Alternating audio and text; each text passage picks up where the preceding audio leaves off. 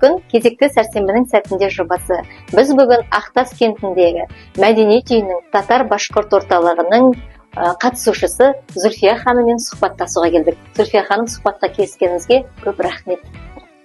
Саламатсыздар ма? Қош келдіңіздер. Өзімен сіздерді таныстырайын. Мен Ахметова Зүлфиямын.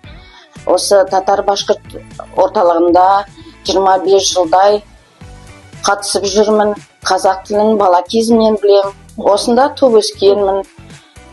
Қарағанды қаласында. Содан кейін әке-шешем шахта жұмысымен Абай қаласына кетіп, сонда сол 67 жылдан бастап сол Абай қаласында тұрып жатырмын.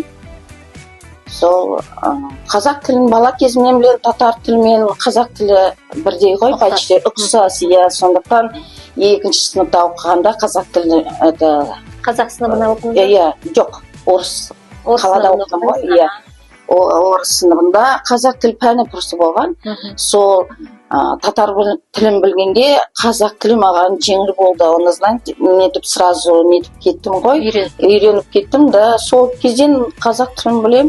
Қазақша өзім қазақтың келінімін. Жолдасым қазақ. Сол екі балам бар. Балаларым мемлекеттік тілде мектеп бітірді, екеуі де үлгілі оқып. Жоғары оқулары да қазақ тілінде. Екі немерем бар, қазақ тілінде оқиды. Мемлекеттік тілде қазақ мектебінде оқиды. Тағы не айтайын? Олар да жақсы оқиды.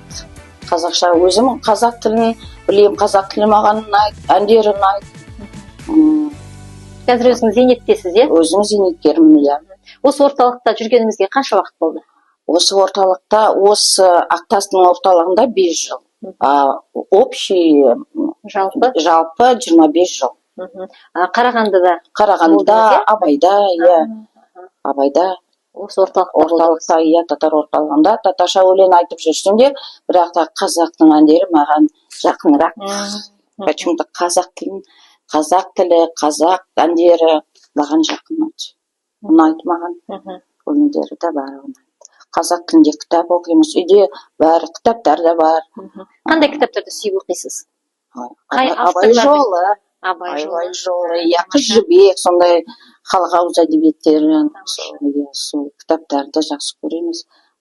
Балаларым оқыды қазақша, бірақ та қазақ тілін білмей, оларды үйретіп мектепте. Содан мен тағы бір нетіп кеттім ғой. Қазақша тәрбие бердіңіз балаларыңызға? Иә, тәрбие беріп, мектепте оқығанда өзім көмектестім ғой. Олар қазақша білмейді, бірге оқып. Тағы да мен білімімді көтеріп, жетілдім қазақ тіліне, солай. Тамаша. Зүлфия ханым, мына жерде көріп тұрмын, сіздердің жетістіктеріңіз өте көп екен. Дипломдарыңыз, алғыс хаттарыңыз, Қазақстанның түкпір-түкпіріне барған шығарсыздар, иә? Гастрольдік сапармен. Сол жайында айтып өтсеңіз. Алматыда болдық, Семей қаласында фестивальдарда болдық, содан кейін Қостанайда болдық. Көбінесе осы Қарағанды, Ақтас кентінде, Абай қаласында солай өлең әндер айтып жүреміз ғой.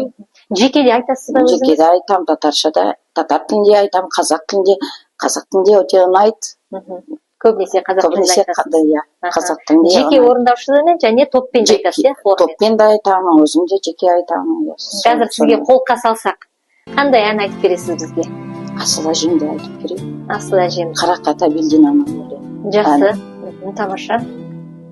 Ғасыр әжем аңсаған, сағынышым сар ормандай самсаған, әке болып жүргенімді ұмытып, әлі күнге еркелеймін мені саған. Әке болып жүргенімді ұмытып, әлі күнге еркелеймін мені саған. Тамаша, рахмет. Өнеріңіз өрге жүрсін. Рахмет. Қартаймай осы орталықта белсенді болып жүре беріңіз. Рахмет. Жалпы осы орталыққа келген кезде бір күндеріңіз қалай өтеді сіздердің? Өте тамаша өтеді. Қалай айтайын? Вообще көңілді болады. Өлең айтып, ән айтып. Татар мына орталығы болса да, қазақ тілін обязательно бір-екі өлең өзім айтам. өзім баянда ойнайды біздің баяншы. Сол мен айтамын қазіргі қосбек дейді ма, жаңа өлеңді үйреніп жүрміз. Иә, сол. Сосын осында келіп самаурынды қойып шай ішесіздер, шай ішеміз, иә, әңгіме айтамыз, иә, көңілді болады, отырамыз, шай ішіп. Аптасына неше рет жиналасыздар? 2 рет. 2 рет Сіз Абай қаласынан келіп? Абай қаласынан осында келемін, иә.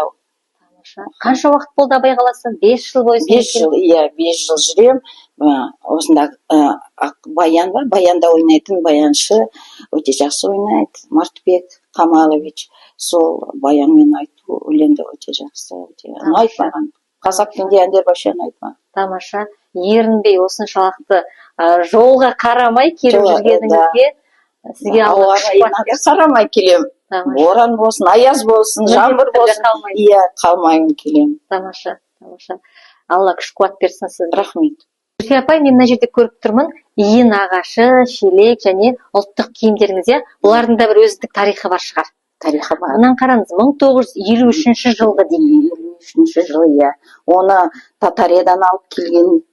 Бір ғасырға жуық тарихы бар екен бұл ағаштың, иін ағаштың. Осы иін ағашпен сабан тойы бізде болады жазда. Егін егіп біткен соң бізде ондай той болады. Иә, сабан той дейді соны. Сабан деген солома деген орысша солом ғой.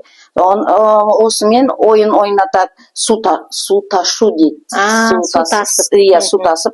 Осындай мынау күйенті татарша. Орысшасы қарамысы деген. Күйенті деп аталады. Жақсы, тамаша.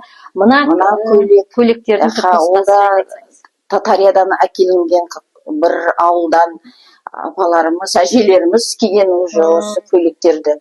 150 жылдық көйлектер. Мынау тарихты бар. Мынау да сондай 150 жылдық көйлектер. Осыларда бәрі. Мынау біздің жетістіктің несі. Сыйлықтар, сіздерге берілген. Мұнысына түп нұсқа. Негіз ұлттық киімдері осылай біздің қазақтың ұлттық тағамдарын дайындайтын шығарсыз, иә? Дайындаймын. Ол бешбармақ, міндетті түрде ет асамыз, иә. Содан кейін бауырсақ пісіреміз, жұма сайын шелпек, бауырсақ, енді шайға дайындаймыз. Жеп қойған соң біз тағы да пісіреміз. Сол бітпейтін түрде бітпейді. Ұлттық тағамдардан жаңағы қойып отырмын ғой сұрақты. Біздің қазақтың ұлттық тағамдары мен татар ұлтының ұлттық тағамдары арасында ұқсастық бар ма? Ұқсастық бірдей тамақ жоқ.